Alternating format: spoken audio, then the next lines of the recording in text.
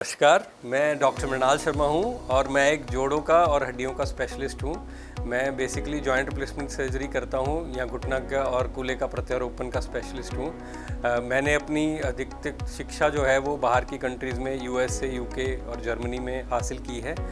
मैं कई साल से दिल्ली के बड़े बड़े हॉस्पिटल्स में जो है अपनी सेवाएं देता रहा हूँ। आज मैं आप सबके बीच में यहाँ आया हूँ आप सबको बताने के लिए कि जोड़ों की रोकथाम और दर्दों से कैसे निजात दिलाई जा सकती है और उनका क्या ट्रीटमेंट अवेलेबल है। कई बार हमने पाया है कि कम उम्र में ही लोगों को जोड़ों में दर्द होने लग जाते हैं। तो आजकल अधिकतर जो हम लोग देखते हैं उन लोगों में विटामिन डी की कमी होती है। वो कुर्सी से उठेंगे, सीढ़ियाँ चढ़ेंगे तो उनको चढ़ने में डिस्कम्फर्ट होता है, बहुत देर बैठ के उठने में, गाड़ी से उतरने में डिस्कम्फर्ट होता है। उसके प्रमुख 2-3 कारण ही मैंने पाए हैं अपनी प्रैक्टिस में। एक तो ये है कि 90% से ज़्यादा लोग विटामिन डी जो है उनमें कमी महसूस उनमें मिलती है। वो कमी क्यों होती है? क्योंकि हम सारा टाइम इंडोर रहते हैं, हम धूप का सेवन नहीं करते हैं और that is the best source of vitamin D. तो एक तो हमें धूप का सेवन जब भी सन बाथ करने का टाइम मिले वो हम करें, नहीं तो हम लोग डॉक्टर को कंसल्ट करके हफ्ते में एक बार विटामिन डी की जो है कैप्सूल्स या सैशे आते हैं उनका सेवन करें और वो पर्याप्त मात्रा में करें ताकि हमारा विटामिन डी लेवल्स भरपूर रहे शरीर में।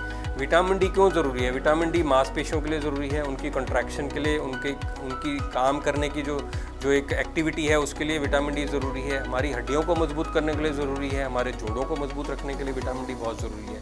और कैल्शियम जहाँ भी चाहिए आपको शरीर में वहाँ विटामिन डी साथ में चाहिए। तो ज़्यादातर लोग कैल्शियम की सेवन तो कर लेते हैं, दूध पी लेते हैं, बट विटामिन डी की कमी के कारण वो एब्जॉर्ब नहीं हो पाता शरीर में, एसिमिलेट नहीं हो पाता, जिससे कि जो है उनको हर टाइम जो है कमज़ोरी, थकावट, शरीर में थकावट, जोड़ों में डिस्कम्फर्ट, दर्द, थोड़ी सी एक्टिविटी करने पे ही दर्द होना, ये सब चीज़ें महसूस होती हैं। तो ये बहुत इंपॉर्टेंट है कि विटामिन डी एक जो डेफिशिएंसी है उसका पूरी तरह से ट्रीटमेंट किया जाए।